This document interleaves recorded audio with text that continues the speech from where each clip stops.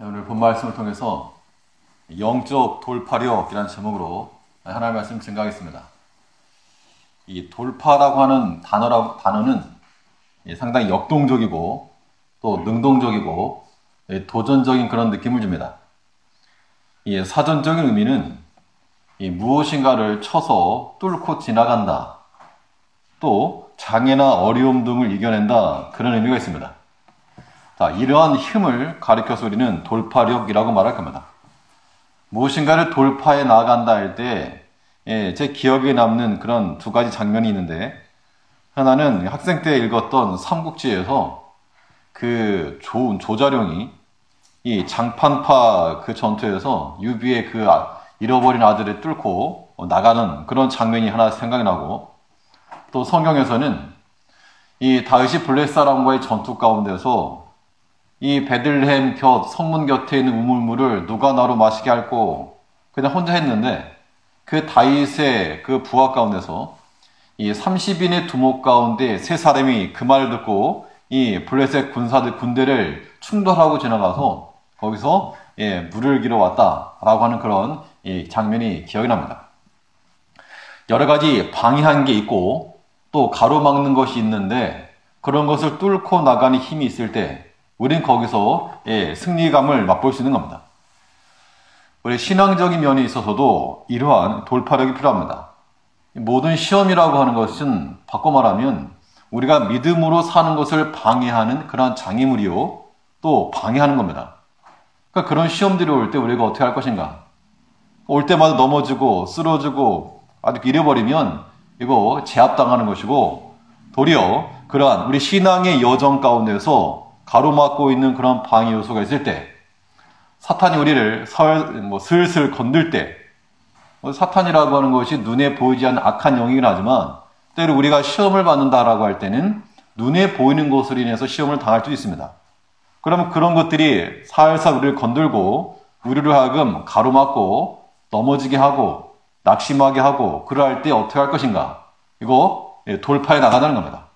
그냥 거기에 눌리지 말고 뭘 사람을 미워한다거나 아니 뭘 극단적이라고 하라는 그런 의미가 아니라, 우리에게 다가오는 그런 시험들, 우리를 낭만케 하는 것들, 믿음 쓰지 못하게 만드는 모든 것들, 그거 의연하게 대처하고 뚫고 지나갈 만한 그런 믿음의 역량들, 그런 믿음의 실력이 있어야 할 거라는 겁니다. 그러면 이러한 시험의 때 영적 돌파할 수 있는 그런 힘을 어떻게 얻을 수 있겠는가? 오늘 본 말씀을 통해서 살펴보도록 하겠습니다. 먼저는 이 영적으로 돌파할 수 있는 힘을 얻으려면 진실한 마음을 깨워야 할 것이라고 오늘 본문에서 말하고 있습니다. 즉, 여러 가지 시험이 올 때 그 시험을 능히 이길 수 있는 길이 무엇인가? 진실한 마음을 가지고 나갈 때 모든 시험들 능히 이겨낼 수 있다라고 하는 겁니다. 오늘 1절 말씀 보시면 3장 1절에서 사랑하는 자들아, 내가 이제 이 둘째 편지를 너희에게 쓰노니 이 둘로 너희 진실한 마음을 일깨워 생각하게 하여. 이 성도들에게 보낸 서신 가운데서 여러 가지 시험을 당하여서 어려움이 있지, 여기서 이 베드로후서는 전반적으로 외부에서부터 오는 고난을 말하고 있습니다. 특히 오늘 본문에도 나오지만 어떤 사람들이 그 성도들이 가지고 있던 신앙에 대해서 슬슬 건든 겁니다. 예수님의 재림에 관해서도 예수님이 재림한다며 너희가 그렇게 믿고 있는데 너희가 틀렸다. 너희들이 알고 있고 믿고 있는 거고 잘못된 거다. 똑바로 믿어라. 와 같이 살살 건든다는 겁니다. 이 기롱하는 자들이 와서 3절에 보니까 먼저 이것을 알지니 말세에 기롱하는 자들이 와서 자기의 종력을 요청하며 기롱하여 가로되 주의 강림하신다는 약속이 어디 있느냐. 우리가 어떤 다른 것보다도 우리가 알고 있고 믿고 있는 이 신앙적인 부분에 대해서 이 방해를 받는다거나 공격을 받게 되면 여기 굉장한 그런 분노가 쌓이게 됩니다. 이 종교적 갈등이라고 하는 것은 거의 뭐 살인까지도 부르는 것인데, 오늘날 내가 지금까지 믿어왔는데 이것이 틀렸다라고 말해버리니 그 말하는 사람의 말을 곱게 들을 수가 없다는 겁니다. 근데 이런 사람들이 와가지고 슬슬 건다는 겁니다. 주의 강림하신다는 약속이 어디 있느냐? 너희가 믿고 있는 거 잘못되었다, 틀렸다 라고 말할 때 실제로 예수님 오시지도 않고 옷이 기미도 안 보이고 무슨 이상한 구름이 뜨는 것도 아니고 그럴 때 정말 그러한가? 우리가 잘못 믿고 있는가? 저들의 말이 옳은가? 이런 생각이 들 수 있는데 그런 마음 갖지 말고 비록 세상적 관점에서 우리를 건들고 또 우리로 하여금 바른 믿음에서부터 떠나게 하려고 하는 혹은 스스로 낙담케 하고 넘어지게 만드는 그런 일을 당할 때 어떻게 할 것인가? 진실한 마음을 일깨우라 그랬습니다. 이것을 목적으로 이 서신을 쓴다 그 이야기죠. 그러므로 여러 가지 시험과 큰 어려움의 일들을 당할 때 우리가 먼저 회복해야 될 것은 무엇인가 하면 진실한 마음을 갖는 거 이거 중요한 겁니다. 우리 앞에 있는 시험거리들을 우리가 두려운 마음으로 바라보게 되면 이미 그건 이제 지는 거죠. 모든 싸움이라고 하는 것은 승부가 난 상태에서 하는 겁니다. 두려운 마음을 가지고 대하면 이미 진 것이고 사실 내가 두려울 만한 그런 상황이지만 힘있게 나아가게 되면 실제로는 별것 아닐 수 있다는 겁니다. 영적 돌파라고 하는 것이 그렇게 나와야 됩니다. 우리가 때로 이 인간적인 모든 이 시험거리들에 대해서 이걸 이제 무수하게 되면 어떤 반응이 나오게 되는가 하면 인간적인 수를 쓰게 되었다는 겁니다. 이걸 내가 어떻게 해서 이렇게 할까? 이런 계획들이 나오게 되는데 인간적인 수를 쓰기 때문에 지는 겁니다. 결국에는. 근데 반대로 진실한 마음을 일깨운다는 것은 하나님의 수를 갖는 겁니다. 절대 이기지 못하는 겁니다. 비록 눈에 보일 때는 사람이 이기는 것 같고 사람의 계획이 승리하는 것 같을지라도 우리가 믿는 하나님은 진실한 자의 편이라고 하는 겁니다. 그러므로 누가 이긴다? 진실한 자가 이긴다라고 하는 것이죠. 요한계시록 17장 14절에 보시면 한번 찾아보시죠. 요한계시록 17장 14절입니다. 계시록 17장 14절 말씀인데 찾으셨으면 한번 같이 읽으시겠습니다. 14절 시작. 저희가 어린 양으로 더불어 싸우려니와 어린 양은 만주의 주시오 만왕의 왕이시므로 저희를 이기실 터이요 또 그와 함께 있는 자들 곧 부르심을 입고 빼내심을 입고 진실한 자들은 이기리로다. 누가 이기리로다? 진실한 자들은 이길 것이라. 자, 왜 진실한 자들이 이기는가? 진실한 자들은 하나님 편이요 하나님께서 이들을 붙들어 주실 것이기 때문에 이긴다는 겁니다. 그러므로 우리가 어떠한 시험을 당할지라도 우리가 인간적인 수 먼저 쓰지 말자는 겁니다. 얄팍한 거. 우리가 똑똑하면 얼마나 똑똑하고 지혜는 얼마나 지혜로워서 하나님을 대적하려 하는가. 그러지 말라는 겁니다. 또 그런 사람 두려워할 것도 없고 무서워할 것도 없고 우리가 먼저 회복해야 될 것은 무엇인가? 진실한 마음을 일깨우는 겁니다. 진실한 마음을 소유하는 겁니다. 사람의 교회가 진실한 마음을 이기지 못하는 겁니다. 그러므로 우리가 하나님을 사랑하고 또 하나님을 두려워하는 마음으로 이 진실하게 나아갈 때 하나님께서 이기게 하시는 겁니다. 이건 진실한 마음이라고 하는 것은 하나님께서 이기게 하시는 거 그건 둘째치고라도 진실한 사람이 왜 이기는가? 우리 진실한 마음을 가지게 되면 그 사람의 심적 상태가 어떠할까? 반대 경우를 한번 생각해 보면요. 만일 죄를 졌다. 제가 어떤 죄를 졌습니다. 어떤 사람들과 관계에서 어떤 죄를 범했습니다. 그러면 이 죄를 범한 상태에 있을 때 심적 상태가 아주 당당하거나 담대하거나 그러지 못할 겁니다. 이런 것이 혹시 드러나지 않을까? 혹은 드러날 것을 두려워하여서 감추려고 노력할 것이고 그러다 보면 또 인간적인 수를 쓸 것이고 거짓된 말과 행동이 나올 수 있을 것이고 결국 진실하지 못하면 사람이 거짓되고 두려워하게 된다는 겁니다. 어떤 비리를 저지른 사람이 혹시라도 탄로날까 두려워하는 마음처럼. 그런데 이 마음에 진실한 사람은 걸릴 게 없죠. 걸릴 게 없기 때문에 담대함을 얻는다는 겁니다. 담대함을 얻는다는 얘기죠. 그래서 성경에서 뭐라 말하는가 하면 요한일서 3장 21절에서 사랑하는 자들아 만일 우리 마음이 우리를 책망할 것이 없으면 하나님 앞에서 담대함을 얻고 우리 마음에 우리를 책망할 것이 없으면 하나님 앞에서도 우리가 담대함을 얻을 것이라.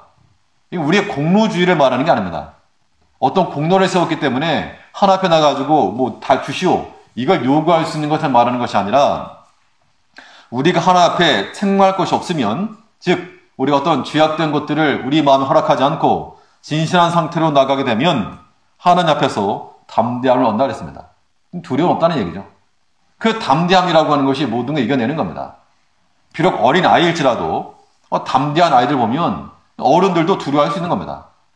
반면 성인이라도 무서워하고 두려워하고 겁에 질려 있으면 어린 아이들이 봐도 눈치채면 쉽게 보고 우습게 여긴다는 겁니다.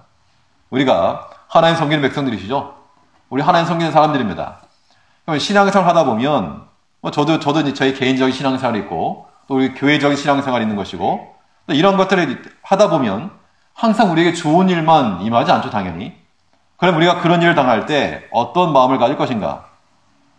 예, 오늘 새벽에도 나온 말씀인데 내 영혼아 내가 어찌하여 낙심하며 낙담하며 불안하여 하는고 너는 누구를 바라라? 너 하나님을 바라라. 나를 도우신 내 얼굴을 도우시는 하나님을 바라라. 즉 하나님 바라고 나아갈 때 그때 우리에게 승리가 있다는 겁니다. 하나님께서는 진실한 자들의 손을 들어주실 것이므로 사람의 계략 두려워하지 마시고 오직 하나님 말을 신뢰하며 우리 어떤 그런 자들 되어야 됩니다. 진실무망하여 하나 앞에 우리가 자책할 것이 없도록 힘을 쓰면 우리를 해하려고 하는 자들의 계획은 하나님께서 무력화시키실 것이요 우리를 위한 계획을 하나님께서 세워주실 거라고 하는 겁니다. 진실한 게 제일 중요한 겁니다. 목회자에게 있어서도 진실한 게 제일 중요하겠죠. 당연히 성도님께서는 목회자가 진실해야지 물론 이제 말을 잘하고 다른 걸 잘한다고 해서 살살 속이고 거짓된 모습 그걸 바라지 않으실 겁니다. 마찬가지로 이 목회자 입장에서 성도님들을 대할 때도 다른 거 똑똑하고 말 잘하고 이런 거 다 필요 없고 진실한 걸 원하는 진실한 거. 그래서 하나님 닮은 믿음의 공동체를 우리가 서로 구성해 나가야 한다는 겁니다. 우리의 말과 행실이 일치가 될 때 그게 진실한 것이고 우리의 겉마음과 속마음이 일치할 때 그것이 진실한 것이고 우리 속사람과 우리 이 겉사람이 일치를 이루어갈 때 그것이 진실한 거라고 하는 겁니다. 이 진실함 가운데 나아감으로 말미암아 하나님 우리를 지키시고 하나님 우리를 도우시고 하나님께서 역사하시는 그러한 삶을 우리가 살아가기만 한다면 우리가 만나는 그 어떠한 시험이랄지라도 누가 와서 우리를 막을지라도 우리가 거의 막히지 않고 그렇다고 싸우는 것은 아니지만 피해갈 수 있는 능력이 생기는 겁니다. 피해갈 수 있는 능력. 혹은 아무튼 그 시험을 감당할 수 있는 능력과 힘을 하나님 주신다 했으므로 우리가 다 어떠한 마음을 갖자고요? 진실한 마음 갖자는 겁니다. 이 서신을 기록한 목적이 무엇인가? 내가 이 둘째 편지를 너희에게 쓰노니 이 둘로 너희 진실한 마음을 일깨워. 이 모든 기록되어진 말씀은 성경 말씀은 우리 지식으로 주신 것이 아니라 이 말씀을 듣고 이 말씀을 읽으면서 못하자는 겁니까? 우리의 진실한 마음을 회복하자는 겁니다. 하나님 말씀으로 내 마음의 모든 더러운 것들 다 물리치고 어두운 것들 다 없애고 또 죄악들 다 없애고 오직 진실하여서 진실한 마음을 가져야 될 것이고 진실한 마음에는 담대함이 있다고 했습니다. 그 담대함이 있기 때문에 시험을 능히 돌파할 수 있다는 겁니다.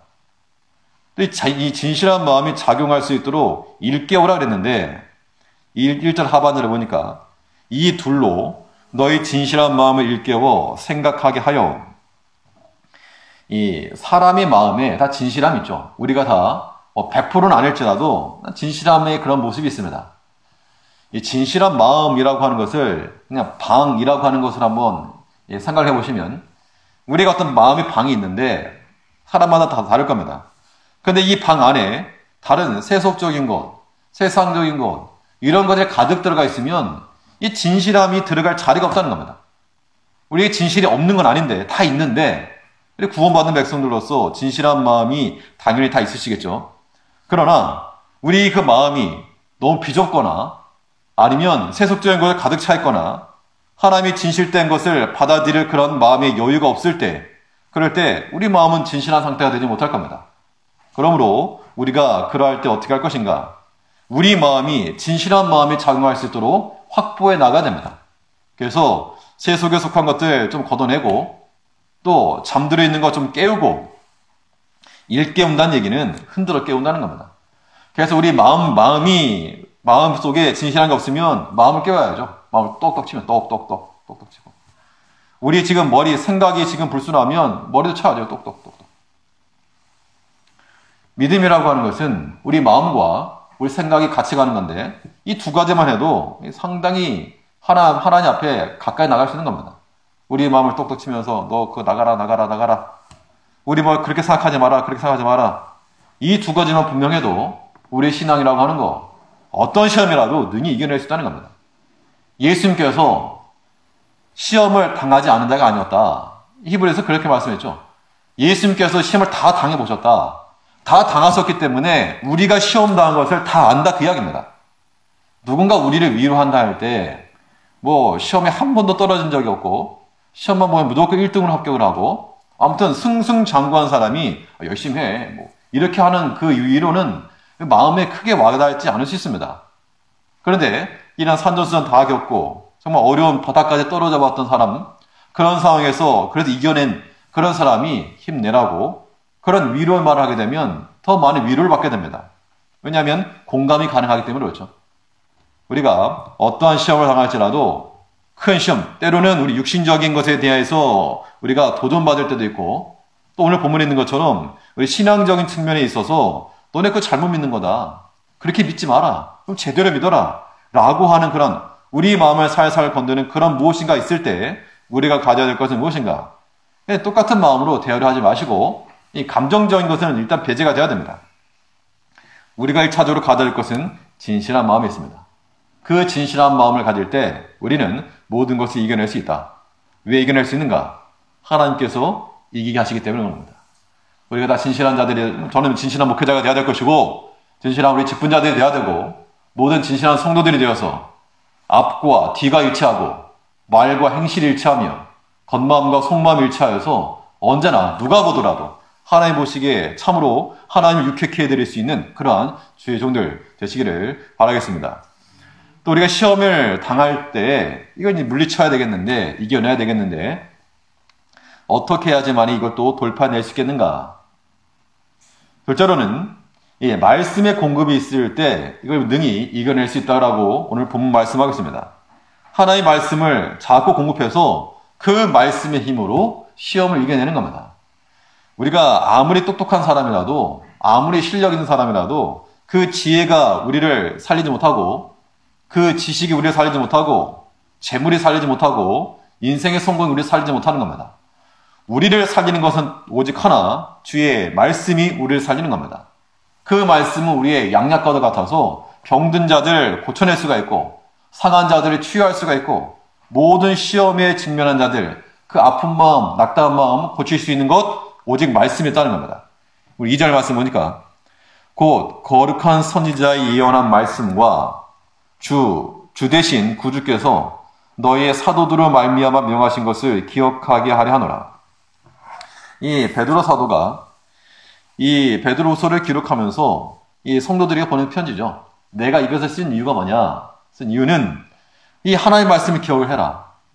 여러 가지 시험이 올 때 그 시험 때문에 무너지지 말고 그 시험 올 때 그 때문에 다투지 말고 시험 왔을 때 그것을 그 시험에 대응할 수 있는 하나님 말씀을 찾아내라. 그 이야기입니다. 예수님께서 공생애를 시작하시기 전에 광야에서 40일간 금식하시면서 기도를 준비하셨습니다. 이제 하나님의 큰 일을 하겠다라고 하는 당찬 포부와 함께 40일 금식 기도죠. 그러면 모든 막혔던 길이 뚝 열려야 되는데 그러면 이 기도 중에 사탄의 시험이 들어왔다는 겁니다. 그러면서 하는 말이 돌로 떡을 만들어 먹어라. 뛰어내려라. 경배해라. 이런 시험이 왔을 때 예수님께서 하나하나 조목조목 그 시험에 해당하는 그 시험을 이길 수 있는 그 말씀을 들이대면서 이기셨다는 겁니다. 즉 우리가 시험을 이기려면 무엇을 가지고 나가야 됩니까? 말씀이 검입니다. 그러므로 우리가 주께로부터 말씀을 공급받고 그 말씀이 우리에게서 생각나고 또 기억나야 됩니다. 그러하기 위해서는 말씀에 대한 접근성을 좋게 만들어 가야 됩니다. 아무튼 하나님 말씀 가까이 가는 거 이게 우리의 인생을 피게 하는 겁니다. 그래야지만이 시험을 돌파할 수 있는 겁니다. 2절 말씀 다시 보니까 곧 거룩한 선지자의 예언한 말씀과 주 대신 구주께서 너희의 사도들로 말미암아 명하신 것을 여기서 말하는 둘째 편지라 그랬으니까 베드로 전서, 베드로 후서를 말하기도 하고 아마 이게 가장 타당한 그런 이야기입니다. 그런데 이러한 성경을 통해서 선지자들이 한 말씀, 구약이라고 말할 수 있겠고 사도들로 하신 말씀, 신약이라고 말할 수 있을 겁니다. 그 당시 초대교회에도 우리가 보는 것처럼 이 사복음서를 바울과 그 제자들이 알고 있었고 또 이 베드로나 예수님의 제자들, 사도들도 바울 서신을 알고 있었다는 겁니다. 그러면 분명 우리가 알고 있는 그런 이 신약 성경도 그들이 소유했다는 것인데, 아무튼 이 구약에 있는 선지자들의 예언의 말씀과 사도들의 말씀, 즉 주님의 말씀, 사도들이 전하여 준 그 말씀을 통해서 그런 것들이 너희에게 기억나게 하려 함이라. 즉 이 시험을 너희가 이기려면 하나님 말씀 기억해야 된다, 그 이야기입니다. 하나님 말씀이 내 눈에 가깝고 내 귀에 가까울 때, 그때 우리가 이 시험 이겨낼 수 있습니다. 사람은 그 주위에 자기 옆에 누가 있느냐에 따라서 삶의 질과 방향이 달라질 수 있는 겁니다. 옆에서 자꾸 뭐 안 좋은 소리 하고 또 불신하는 소리 하고 이런 말 듣게 되면 그 사람도 그런 사람으로 변하고 말 것입니다. 근데 옆에서 소망의 이야기를 하고 또 가능성을 말해주고 또 믿음의 말을 해주면 그 사람은 또 그렇게 변화되어 갈 거라고 하는 겁니다. 우리가 하나님 말씀을 가까이 두게 되면 그 말씀이 우리에게 영향을 미칠 것이기 때문에 우리가 하나님 말씀의 사람이 될 것이요, 모든 시험을 이겨낼 수 있는 그러한 영향을 가질 수 있는 겁니다. 누가 가치 있는 삶을 사는가? 누가 이 고퀄리티의 영적 부여를 누릴 것인가? 아무튼 말씀 가까이 있는 자가 그런 겁니다. 우리가 제일교회가 참 교통이 좋은 위치에 처해 있긴 한데, 예를 들어 저 산골짜기에 있다 그러면 한번 예배 시간에 대해서 교회 한번 가려 그러면 아마 힘들 겁니다. 하나님 말씀에 대해서도 우리가 언제라도 다가갈 수 있는 그런 입지, 우리 시간적인 면도 그렇고 우리 내면에서도 그렇고 언제든지 우리가 눈만 열고 귀만 열고 우리가 행동만 하면 하나님 말씀이 접해질 수 있는 그런 환경으로 만들어가는 것이 우리에게 중요한 겁니다. 로마서 10장 8절에서 그러면 무엇을 말하느뇨? 말씀이 내게 가까워 내 입에 있으며 내 마음에 있다 하였으니, 하나님 말씀이 내 입에 있고 내 마음에 있고 내 귀에 있고 그때 너희가 복이 있고 구원을 얻을 것이라, 그 이야기입니다. 믿음은 들으면서 나니까. 그럼 우리가 언제든지 달려갈 수 있는 교회가 옆에 있는 거, 이거 복된 겁니다. 그 신앙생활 하는 사람들에게 있어서 가장 중요한 1순위가 무엇일까? 여러 가지 많이 있겠지만 그 삶을 복되게 하는 거, 인생의 만족도를 누릴 수 있는 거 여러 가지 있겠으나, 우리가 신앙인들로서, 하나님 성경의 백성들로서 하나님 가까이, 하나님 성전 가까이 있는 것도 굉장히 큰 복입니다. 그러면 우리가 여러 가지 사정에서 그러지 못한 분도 계시지만, 아무튼 우리가 하나님 가까이 있는 것이 우리의 큰 유익이요 복인 줄 알고 아무튼 말씀에 대한 접근성을 키워내야 됩니다. 이것이 우리를 하여금 시험회 때 돌파할 수 있는 힘을 준다는 얘기죠. 또 이 말씀을 들을 뿐만 아니라 말씀이 어떻게 하라 그랬는가 하면 기억하게 하노라 그랬죠. 2절 말씀 다시 보니까 1절과 2절 다시 보시면, 사랑하는 자들아 내가 이제 둘째 편지를 너에게 쓰노니 이 둘로 너의 진실한 마음을 일깨워 생각하게 하여, 생각이라고 하는 단어 한번 주목하시고, 2절에서는 곧 거룩한 선지자의 예언의 말씀과 주되신 구주께서 너희 사도들로 말미암아 명하신 것을 기억하게 하려 하노라. 기억입니다. 생각하는 것과 기억하는 건데, 무엇을 생각하라는 겁니까? 하나님의 말씀을 생각하라는 것이고, 또 무엇을 기억하라는 것인가? 주의 말씀을 기억하라, 그 이야기죠. 이 하나님 말씀을 생각하고 기억한다는 것은 그 사람의 머리, 즉 머리가 좋으냐 아니냐 이거에 의해서 결정되는 게 아니라는 겁니다. 성경은 뭘 말하고 있는가 하면 저 사람이 기억력이 좋아서 말씀을 기억한다, 그렇게 말하지 않았습니다. 요한복음을 보면 이 요한복음 14장 16절 말씀에서 보혜사 곧 아버지께서 내 이름으로 보내실 성령, 그가 너희에게 모든 것을 가르치시고 내가 너에게 말한 모든 것을 생각나게 하시리라. 내가 너희 가르친 것을 기억나게 하고 생각나게 하는 것이 누구란 겁니까? 성령께서 그렇게 하신다는 겁니다. 그러므로 우리가 들은 말씀을 기억하고 하나님의 말씀을 생각함으로 우리가 반응하고 행동한다는 것은 우리가 어떠한 성령의 역사 가운데 놓였다라고 하는 증거인 겁니다. 하나님 말씀을 기억하는 것이 내 머리가 좋아서 내가 신앙 오랫동안 교회 다녀서 그런 의미가 아니라, 지식적으로 기억할 수 있지만 그 기억된 말씀이 우리에게서 나온다는 것은 우리가 곧 성령의 역사 가운데 놓였다는 겁니다.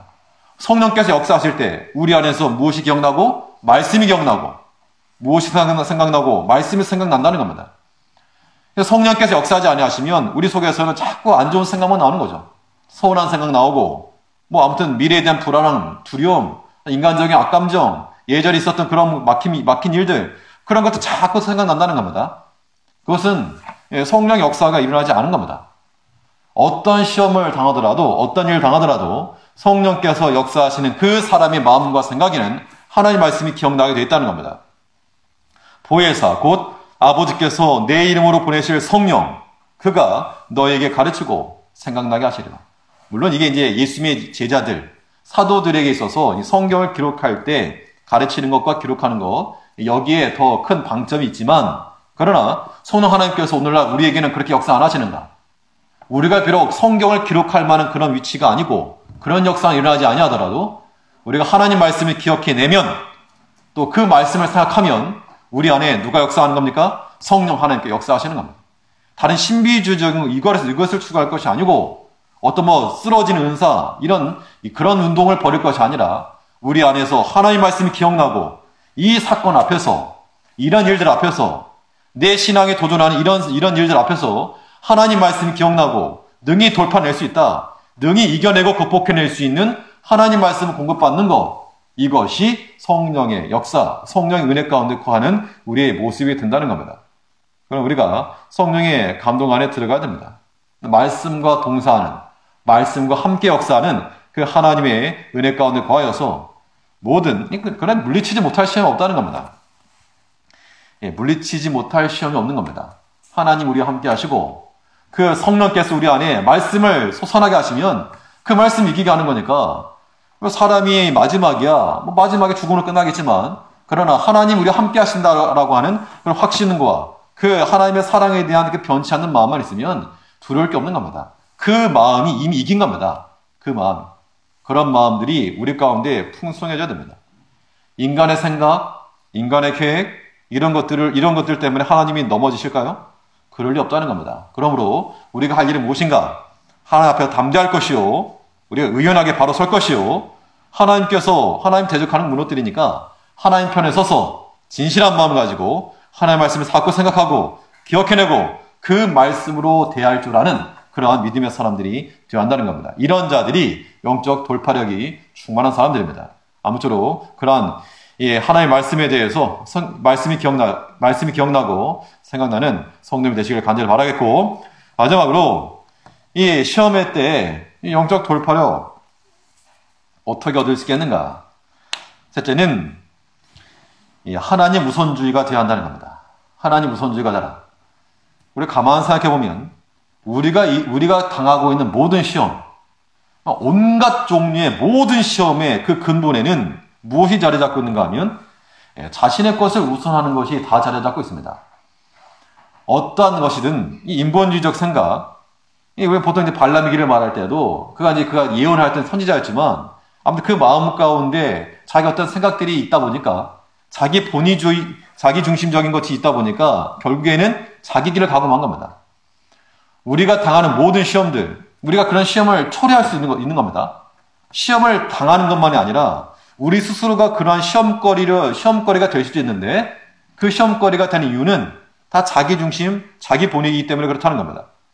우리 3절 말씀 보시면, 먼저 이것을 알지니 말세에 기lum하는 자들이 와서 자기의 종류를 조차 행하며 기lum하여 가로되, 먼저 이 기lum하는 자들이 와서 뭘 말하는가 하면 자기의 종류를 조차 행하며, 우리 신앙에 도전을 하고 너희들 그렇게 믿으면 안 된다, 너희들이 알고 있는 거 틀렸다라고 말하는데 그들은 자기의 정욕을 따라서 말하는 자들이라, 자기가 중심이 된 자리다 라고 지금 말하고 있고, 이 4절에 보면 가로되 주의 강림하신다는 약속이 어디 있느뇨? 조상들이 잔 후로부터 만물이 처음 창조할 때와 같이 그냥 있다 하니 주의 강림한다는 약속이 어디 있느냐? 이 말은 하나님 말씀 틀렸다 그 이야기죠. 내 경험, 내 생각에 비춰보면 이건 말도 안 되는 것이다 그 이야기입니다. 하나님의 약속이라도 내 생각과 내 경험이 맞지 않으면 그 틀렸다라고 말해버리는 아주 담대한 거죠. 이것도 어떻게 보면 자기 중심적인 겁니다. 자기 본의주의적인 것이죠. 자기 중심적, 본인 위주, 이런 생각들이 하나님 우선주의를 벗어나게 만드는 겁니다. 5절 말씀 하반절에도 보면 이는 하늘이 옛적부터 있는 것과 땅이 물에서 나와 물로 성립한 것도 하나님의 말씀으로 된 것을 저희가 불어 잊으려 함이로라. 불어라고 하는 말은 일부러, 그냥 일부러, 고의적으로. 그러니까 이것이 하나님의 약속이다라고 하는 것, 하나님께 천지를 창조하셨다라고 하는 것에 대해서 부인할 수 없는 사실을 그들이 알매도 불구하고 그냥 끝까지 자기 고집 부린다는 겁니다.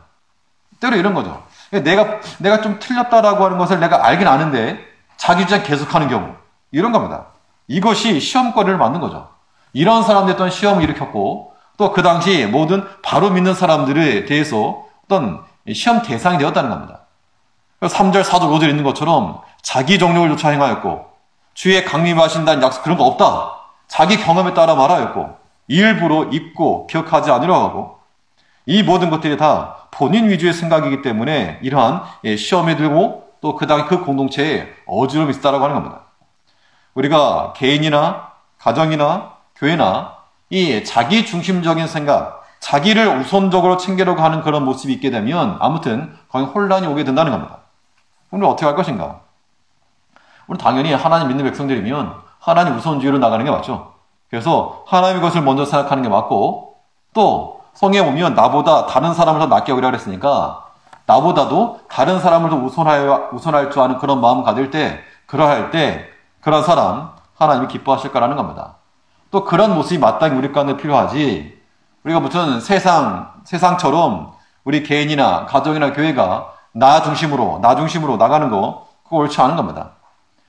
내가 할 때는 좋은 거고 남이 할 때는 안 좋은 거고 흔히 말하는 뭐 내로남불이라고 그런 생각들을 가지면 그거 옳지 않은 겁니다. 예전에 그 사역 초창기 때 전도사 시절인데 이제 그 방에 이제 그 구조가 목사님 사택과 이렇게 연결되어 있습니다. 그래서 이제 목사님 댁에서 이게 보일러를 켜줘야지 저희 방도 불이 들어옵니다. 그래서 이제 아무튼 이제 여름이면 상관없는데 겨울 때는 좀 불을 좀 놓아야 되는데 그렇다고 매번 전화드리고 불 좀 올려서 할 수도 없고 그래서 이제 한 번은 이제 어렵게 얘기를 꺼냈는데 추우면 내복 입어. 추우면 맞는 말씀이죠. 추우면 내복 입어야죠. 추우면 내복을 입는 게 맞는 건데 좀 이거 그래도 좀 상황을 생각을 해주면 옆에 있는 사람 이제 좀 추울 걸 생각해주면 본인은 조금 이렇게 안 추워도 그래 좀 어느 정도 좀 올려주기도 하고 밖에 나가더라도 그냥 외출로 좀 돌려놓기도 하고 어느 정도 배려가 필요할 것 같은데 이제 그런 것들이 좀 아쉬움이 있었죠. 그러다가 이제 나오게 되고 나중에 이제 들은 이야기가 이제 그 목사님이 이제 자녀가 이제 거기 살다가 이제 어디 갈 데가 없으니까 이제 방을 들어가야 되는데 이제 교인들이 3층에도 이 방이 있었고 1층에도 있었는데 1층은 이제 저희가 알고 있었고 3층은 이제 또 좀 좋은 곳이니까 거기 쓰지 말고 1층만 써라 이렇게 말했더니 하시는 말씀이 거기 안 된다고 추워서 안 된다고. 나중에 제가 그 말을 듣고 참 이게 물론 이제 그 아버지 사랑이기도 하고 그런 마음이긴 하지만 나도 춥긴 추웠는데 그런 걸 생각 못 해준 겁니다. 그러니까 안 좋은 것에 대해서는 다른 사람은 가도 괜찮고 내가 가면 안 되고 그런 거죠. 내 아들이 가면 안 되는 거고. 만약 좋은 것이었다면요. 좋은 것이었다면 우리 아들 가는 건 괜찮고 내가 가는 건 안 괜찮고. 이런 마음을 갖는 것 자체가 아름다워 보이지 않으시죠? 참 유치하다는 거 다 아시죠? 유치하다. 수준 낮은 것이라. 우리가 자기 중심, 자기 본위주의적으로 나가려고 하면 다 이런 겁니다. 자기는 진지할지 모르지만 옆에서 보면 참 우스운 겁니다. 우스운 거죠. 우리가 하나님 믿는 백성들로서 우리는 무엇보다도 하나님 우선주의로 나가는 거 이걸 이럴 때 모든 시험을 이겨낼 수 있는 겁니다. 시험거리 자체를 초래하지 않는 방법이 여기 있는 겁니다. 그래서 우리가 어떤 일이든 우리 스스로가 나의 것을 먼저 취하는 내 것을 먼저 주시오. 이런 마음들은 버려야 됩니다. 그런 마음이 있으면 참 어지러움이 될 것이고 그런 마음 없이 우리 모두가 다 하나님 것을 먼저 생기고 교회 일을 먼저 생각을 하고 교회의 유익이 무엇인가를 먼저 생각을 하고 또 다른 형제의 유익을 생각하고 나를 가장 나중에 밀어놓는다 그러면 정말 그런 가정, 그런 교회가 복되고 행복할 거라고 하는 겁니다. 저는 이제 그런 걸 꿈꾸고 있습니다. 그런 교회가 되기를 정말 바라고 있고 또 그런 개인이 되기를 바라고 있고 그런 우리 공동체가 될 때 하나님께서 기뻐하실 것이고 우리 서로 성도 간에 서로의 즐거움이 있을 것이고 또 누가 보더라도 믿지 않는 외인 가운데서라도 그런 교회를 즐거워하고 기뻐할 거라고 하는 겁니다. 우리가 이런 거 만들어가는 거죠. 만들어 가야 한다는 겁니다. 만들어 가야 한다는 겁니다. 우리는 안 돼. 이게 아니고 안 되는 게 어디 있습니까? 하나님의 백성들, 그리스도의 보혈로 핏부림 받은 하나님의 교회의 본질이 그겁니다. 사랑이죠. 그리고 우리가 십자가의 복음을 조금만 이해하고 정확히만 이해하게 되면 이게 가능하다는 겁니다. 그러므로 나를 중심으로 하지 말고 자기 종용을 따라 행하지도 말고 내 생각과 경험을 먼저 앞세우지도 말고 알면도 불구하고 일부러 자기 고집 부리느라고 끝까지 주장하지도 말고 잘못된 것을 알았으면 내려올 줄도 알고 돌이킬 줄도 알고 하나님을 먼저 생각하고 우리 하나님의 일을 먼저 살펴볼 줄 아는 그런 하나님 우선주의가 될 때, 그럴 때 우리가 모든 시험들 능히 이겨낼 수 있을 거라는 겁니다. 또 하나님께서 그러한 자들 붙들어 주십니다. 그런 믿음 없으면 믿는 자라고 말도 하지 말아야 됩니다. 그런 믿음과 그런 확신이 우리 가운데 있어야 되고, 또 우리가 하나님 우선주의가 될 수 있는 방편 가운데 하나는 무엇인가 하면 하나님 우선하지 않은 것들, 하나님 이외의 다른 것들, 이거 왜 이제 육신의 육에 속한 거, 세상적인 것이라고 말한다면 그 결말이 어떻게 되는가? 그 결말은 마치 석탄과도 같은 거, 석탄이라고 하는 것이 이제 물론 연탄 같은 거, 연탄을 이거 무슨 갑오로서 놔둔 게 아니라 그거는 태워서 없애려고 놔두는 것이죠. 뭐 요즘에 연탄 물론 쓰기도 쓰지만 예전에는 뭐 탄광이 그 집집마다 연탄도 쌓아놓고 했겠는데 요즘은 그런 거 못 봐도 세상에는 모든 것들이 마치가 왔다는 겁니다. 나중에 다 불태우려고 하나님 말씀을 다 불사르려고 준비해 놓는 그런 연료 같은 것인데 그런 거 추구하지 말라 그 이야기죠. 7절 말씀 보면 이제 하늘과 땅은 그 동일한 말씀으로 불사르기 위하여 간수하신 바 되어 경건치 아니한 사람들의 심판과 멸망의 날까지 보존하여 두신 것이니라. 하나님 우선주의로 나가지 않는 모든 것들, 내가 그렇게 간절히 찾고 또 내가 손에 얻으려고 했던 모든 것들, 다 뭐라는 겁니까? 다 나중에 불타 없어질 것으로 지금 보존되고 있는 것이라. 불타 없어질 것을 그렇게 사랑하고 아낄 이유가 없다는 겁니다. 우리가 조금만 명민하고 조금만 지혜롭고 조금만 더 현실적인, 세속적인 것보다 좀 더 지극히 현실적인 그러한 감각을 간다면 세상의 것을 얻기 위해서 믿음을 버리는, 내 육신의 것을 얻기 위해서 하나님의 것을 버리는 이런 어리석음 가운데는 빠지지 않을까라고 하는 겁니다. 우리는 마치 유능한 축구 선수가 많은 수비수들을 제치고 나서 골을 넣었을 때 그 기뻐하고 환호하는 것처럼 우리가 여러 가지 시험을 만났을 때 이 하나님께 주시는 그러한 진실한 마음으로서 담대하게 나가고 하나님 주시는 말씀으로서 도리 하나하나 이겨나가고 하나님 우선주가 되어서 나는 바닥같이 낮추고 하나님의 것을 온전히 세워 나감으로 이 모든 것들, 이 모든 시험들을 이겨내고 돌파해 나갔을 때 그때 그 희열, 그때 그 승리감, 이것은 우리의 그런 삶의 본질입니다. 이런 것이 우리 가운데 충만할 수 있도록 어떠한 시험을 만나더라도 뭐하지 마시고 낙담하지 마시고 두려워하지 마시고 하나님 편에 서서 언제나 진실한 마음 가운데 서서 하나님 주신 힘으로 이겨낼 수 있는 우리 성도님 되시기를 바라겠습니다. 기도하시겠습니다.